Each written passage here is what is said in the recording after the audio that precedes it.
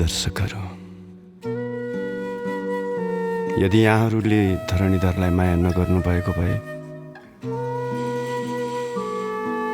मैले फुलका निम्ति लेखेका शब्दहरू सायद कागजमै सीमित हुने थिए।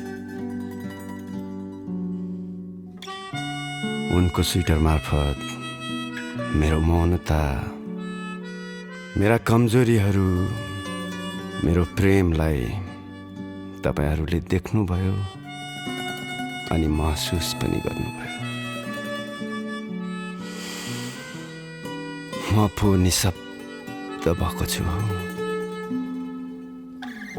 यस मायाको उत्तरमा मसँग शब्दहरू त कम छन्, तर आभार साँच्ची नै गहिरो छ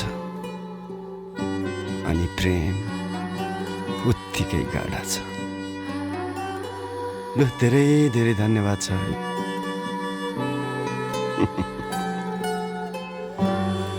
उही तपाईहरूको धरणीधर।